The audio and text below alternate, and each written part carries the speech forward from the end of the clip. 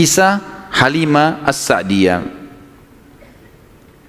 Tradisi orang Arab dulu teman-teman sekalian, terutama orang-orang Quraisy, setiap bayi lahir selalu dititipkan untuk disusui dan dibesarkan selama 2 tahun di luar kota Mekah, tepatnya di padang pasir. Ada alasan kenapa mereka titipkan anak-anak mereka ke padang pasir sama orang-orang Badui.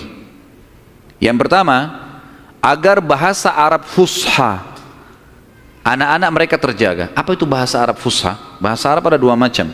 Ada bahasa Arab fusha, bahasa aslinya bahasa Arab, dan itu Al-Quran dalam bahasa fusha. Kalau kita belajar bahasa Arab di pesantren atau di kampus-kampus, bahasa Arab yang dipakai bahasa Arab fusha. Dia punya grammar rapi, gitu. Ada bahasa ammiyah, yang kedua, bahasa pasar. Ini bahasanya dialeknya berbeda-beda, Mesir berbeda, Tunis berbeda, Saudi berbeda, dialek bahasa pasarnya berbeda. Ini tidak punya grammar, lebih teracak. Ya mungkin kalau dalam bahasa Inggris dari Inggris sendiri, negeri Inggris dengan dari Amerika, agak berbeda, grammarnya lebih rapi, gitu kan. Tapi kita tidak bahas masalah itu tentunya. Yang jelas orang-orang Quraisy untuk menjaga bahasa fusha, maka mereka menitipkan anak mereka ke Badui, karena orang Badui masih pakai bahasa fusha. Sementara penduduk asli Mekah pada saat itu sudah sering lalu-lalang jemaah haji. Jemaah haji ini dari berbagai wilayah. Makanya kita temukan bahasa Arab yang kalau tanda kutip ya, yang paling kacau itu bahasa Arabnya orang Mekah sampai hari ini. Karena bercampur baur antara bahasa Arab dengan bahasa Urdu dengan bahasa Indonesia, dengan campur-campur. Jadi kalau kita ngomong sama mereka itu nggak jelas kadang-kadang. Memang orang-orang Mekah dikenal begitu, karena memang campur baurnya jemaah haji ini. Karena mereka nggak bisa bahasa Arab, mereka pakai bahasanya. Jadi orang sana terpaksa belajar bahasa Persia, belajar bahasa Melayu, belajar macam-macam. Seperti itulah. Nah, dari zaman dulu memang orang-orang Quraisy sudah khawatir dengan itu, perubahan bahasa. Yang kedua, alasannya kenapa anak-anak mereka dititipkan di padang pasir, karena sisi kesehatan. Padahal zaman dulu belum ada seperti kita ya, masalah kimia-kimia dan segala polusi udara masih belum ada. Tapi orang-orang Quraisy sudah berpikir itu. Anak-anak mereka ditinggalkan di padang pasir untuk menjaga kesehatan tubuh mereka, karena makanannya alami, gitu kan. Hewan-hewan yang langsung disembelih, langsung dimakan, susu kambing yang diminum, memang sehat. Dan juga udara, gitu kan. Serta juga orang-orang Badui ini melatih anak-anak mereka hidup untuk hidup susah, berburulah, membantu orang tuanya, seperti itulah. Nabi SAW pada saat lahir, secara kebetulan wanita-wanita Badui dari suku Sa'diyah kebetulan memang terkenal suka menjual jasa susu ini. Banyak ibu-ibu mereka, wanita mereka yang baru melahirkan, air susunya banyak, mereka pun pergi ke Mekah atau ke kota-kota lain nawarin jasa. Ada yang mau nggak titipin anaknya 2 tahun, kemudian nanti bayar upah gitu. Bisa orang tuanya datang mengunjungi, nanti balik lagi. Pokoknya anak-anak ini dijamin dijaga. Dan suku Sa'di ini terkenal suku-suku orang-orang yang amanah. Maka orang tidak ragu nitipan anaknya. Datanglah beberapa wanita dari Sa'diyah, diantaranya Halimah. Halimah Sa'diyah ini bersama dengan suaminya bernama Harith. Mereka sama-sama rame-rame datang, dan kebetulan kehidupan Harith dan Halimah ini pas-pasan, orang miskin lah. Di rumahnya itu bangunan tua, ada seekor unta yang kurus dan ada 2 ekor jantan dan betina kambing, tapi dua-duanya juga kurus, tidak produktif lagi. Dan Halimah dan Harith punya anak banyak. Mereka akhirnya mengadu nasib pergi ke Mekah. Saat tiba di Mekah, mereka kelilinglah nawarin jasa. Biasanya kalau sudah datang wanita-wanita ini, orang-orang ibu-ibu Mekah pada datang nih, tawarin anaknya dan seterusnya. Mereka keliling-keliling, semuanya menawarkan diri kepada orang-orang kaya karena akan dibayar. Dan pada saat mereka melewati Nabi SAW, mereka menolak. Karena pada saat itu mereka tahunya Nabi SAW tidak memiliki ayah. Abdullah meninggal waktu umur 6 bulan. Siapa yang mau tanggung nih? Abdul Muttalib waktu itu betul Raja Mekah, tapi Abdul Muttalib ini sibuk membiayai jemaah haji, ya, dan memang tidak bisa. Intinya orang-orang perempuan-perempuan saat dia tidak mau menerima Nabi SAW. Semua bawa anak, mau pulang ke kampungnya, tinggal Halimah yang tidak dapat. Lalu suaminya bilang, si Harith, hai Halimah, coba seandainya kamu ambil anak yatim itu, siapa tahu baik buat kita. Maka Halimah pun mengatakan, baiklah, daripada kita pulang dengan tangan kosong, lebih baik kita ambil. Subhanallah, begitu Halimah pegang Nabi SAW, di situ terjadi keberkahan.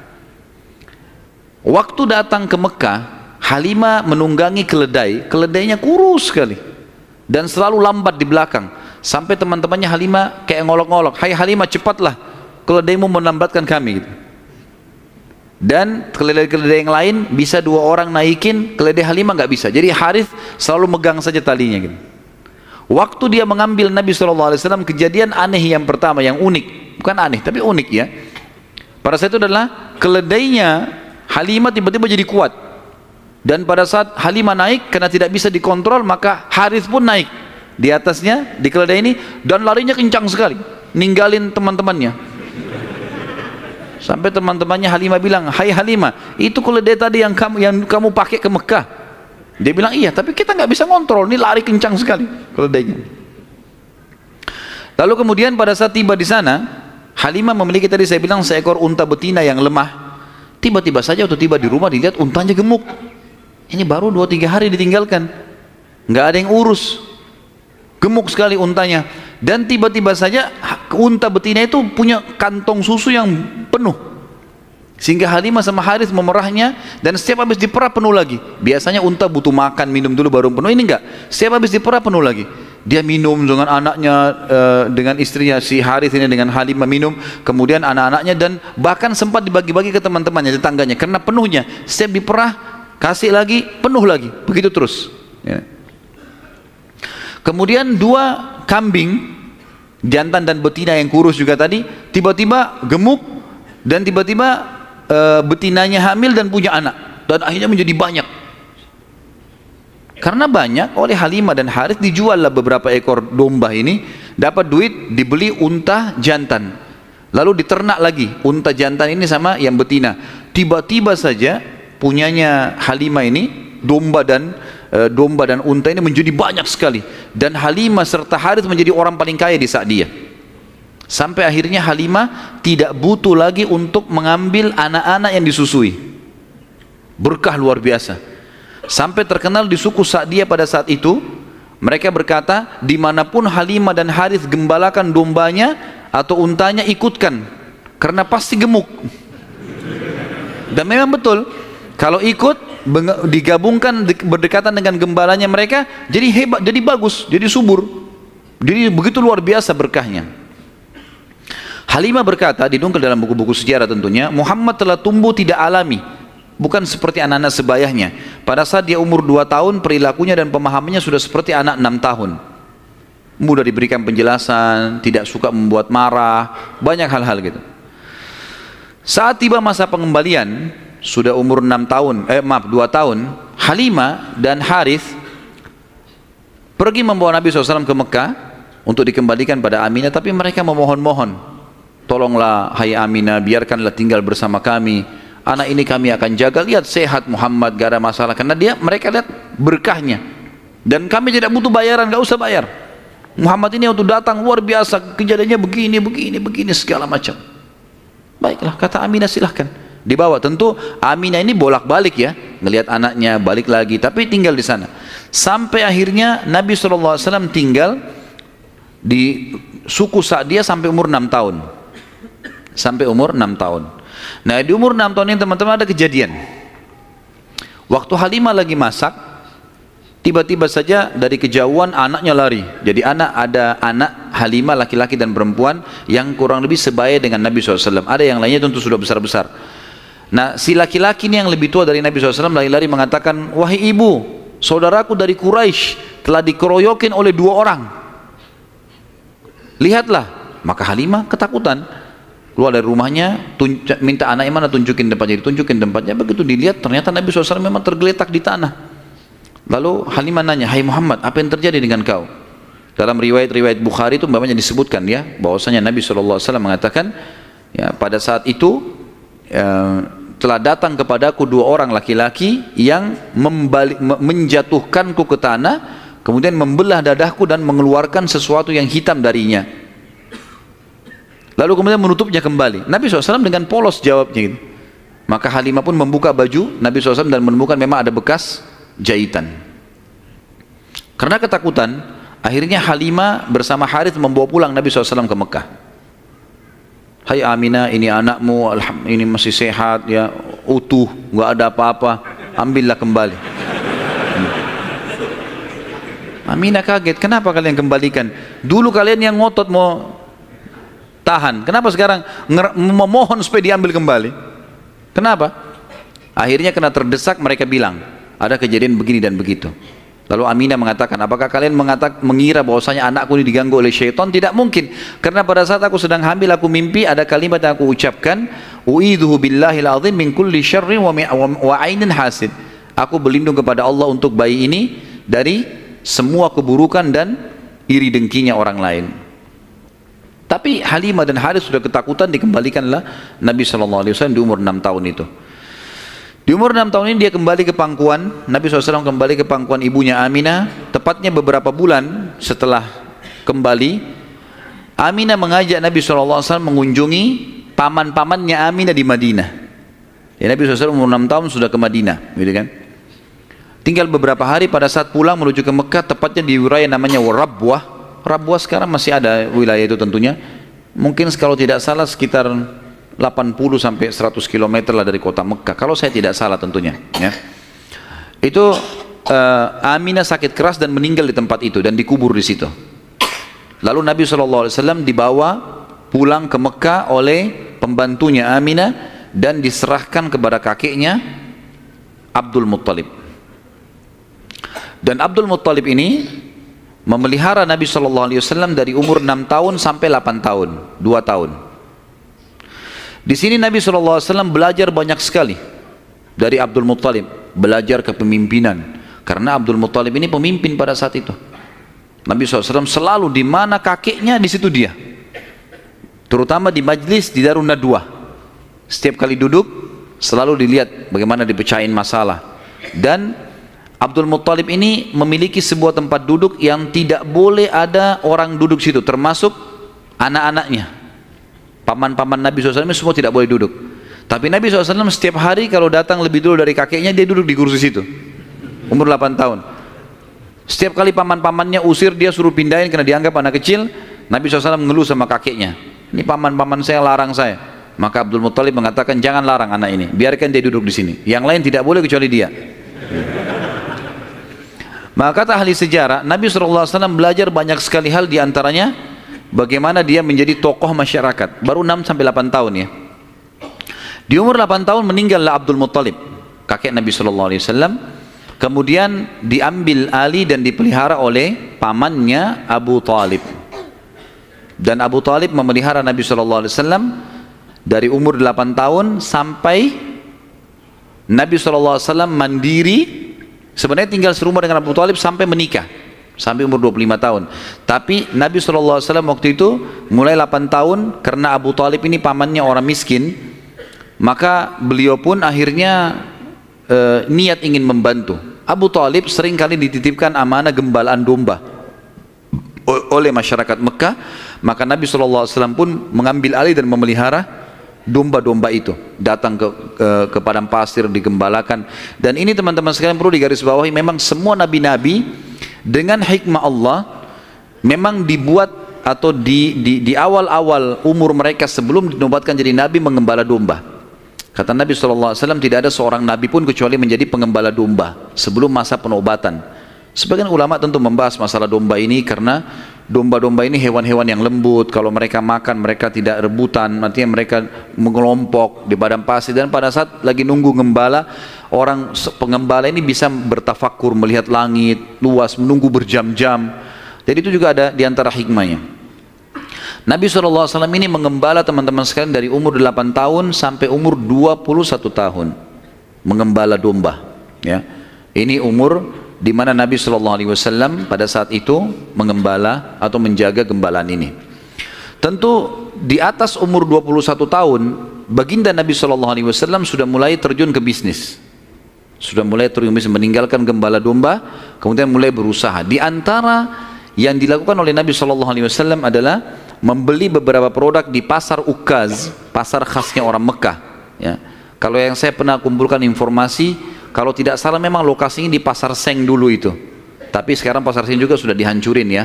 Dan teman-teman yang belum pernah ke sana belum tahu, tapi yang sudah berangkat dulu tahu. Memang di situ sudah terkenal pasar dari dulu, tapi sekarang sudah diratakan jadi jalanan dan bangunan. Nabi SAW mulai di umur 21 tahun berdagang, dan di hari pertama beliau berdagang, beliau mengambil barang-barang kemudian beliau menjualnya. Ada satu orang yang datang membeli dagangan Nabi SAW, membeli dagangan Nabi SAW. Orang ini dari luar Mekah. Dia datang, ini umur Nabi sudah 21 tahun ya, sudah tinggalin gembalaan, sekarang mulai masuk bisnis. Pada saat Nabi SAW transaksi sama orang ini mengatakan, ini saya bayar cash, hai Muhammad, saya titipin barangnya. Setelah tawaf, saya akan ambil. Orang ini umroh, gitu kan. Tentu dengan cara umroh pada saat itu ya, mereka sambil menyembah berhala dan seterusnya. Ini syariat Nabi Ibrahim yang masih tertinggal. Ternyata orang ini setelah selesai umroh, dia pulang ke kampungnya, dia lupa kalau dia sudah transaksi dengan seorang masyarakat Mekah bernama Muhammad ini sallallahu alaihi wasallam. Maka orang ini pulang ke kampungnya, 3 hari kemudian baru diingat sama dia. Diingat dia transaksi. Kalau tidak salah bahkan kampungnya orang ini 3 hari dari Mekah. Jadi 3 hari pergi, dia setelah 3 hari perjalanan tiba di kampungnya, 3 hari kemudian baru ingat, sudah 6 hari. 3 hari lagi kembali ke Mekah, 9 hari. Begitu tiba di Mekah, dia buru-buru ke pasar Ukaz.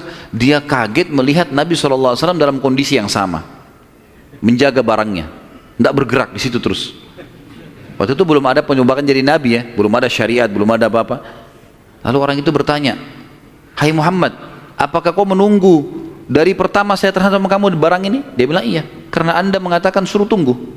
Gara-gara itu keluar julukan Muhammad Al-Amin, orang yang paling bisa terpercaya. Ternyata subhanallah, kejadian ini membuat satu Mekah tersebar, bahkan banyak di wilayah-wilayah sekitar Jazirah terkenal ada orang di Mekah yang bisa dipercaya namanya Muhammad. Akhirnya orang-orang Mekah pada datang mengamanahkan titipan-titipannya. Dan semenjak itu Nabi SAW menjadi pedagang yang sangat sukses. Salah satu strategi dagang Nabi SAW adalah setiap orang titipin macam-macam, jadi sekian banyak orang menitip. Termasuk yang menitip sama beliau adalah Khadijah, seorang pedagang, seorang janda kaya yang memang memiliki harta.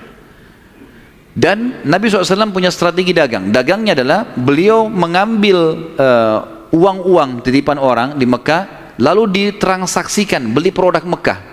Apa saja produk Mekah? Semua pedagang pada saat itu tidak terkecuali, semuanya mereka bawa emas, mereka bawa perak ke negeri Syam, baru mereka beli barang dari negeri Syam, dibawa ke Mekah, baru transaksi. Jadi cuma 1 kali transaksi saja.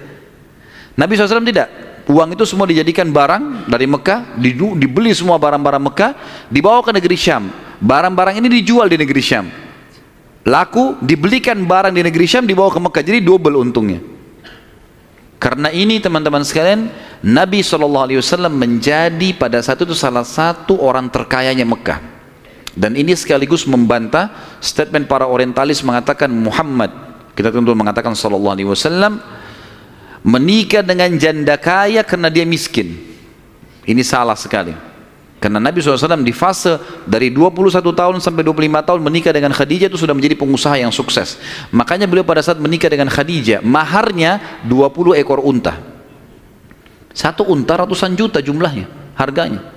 Anggap kita hitung 100 juta saja, kalau 20 berarti 2 miliar. Ada antum sini melamar 2 miliar? Paling perangkat sholat. Jangan tersinggung. Jadi Nabi SAW melamar Khadijah dengan 20 ekor unta. Ini dusta orang kalau mengatakan Nabi SAW orang miskin. Dari mana? Pengusaha sukses, gitu kan? Dan waktu itu umurnya masih 25 tahun. Baik teman-teman sekalian, saya akan tutup pertemuan kita ini dengan, nanti kita akan kembali ke kisah Khadijah ya, radhiyallahu anha, nanti pernikahannya dengan Nabi SAW segala. Tapi ada kejadian yang perlu saya titik beratkan. Kejadian pada saat umur Nabi SAW 12 tahun. Kita review dulu kembali. Waktu umur 12 tahun, kan beliau dari umur 8 tahun sampai menikah kan tinggal sama Abu Talib. Dan Nabi SAW punya akhlak yang baik sekali, mulia sekali. Sampai Abu Talib itu sendiri malu dengan Nabi SAW. Di umur 8 tahun. Anaknya Abu Talib banyak. Kalau istrinya Abu Talib lagi siapin makan, anak-anaknya pada berebut. Nabi SAW duduk di pojok rumah. Enggak sama sekali. Enggak berebut.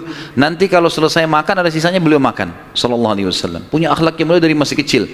Sampai Abu Talib bilang sama istrinya, khusus untuk Muhammad sisipkan makanan. Karena dia tidak ikut berebut sama mereka. Gitu kan. Baik, di umur 12 tahun, pernah satu waktu Abu Talib ini mau ke negeri Syam.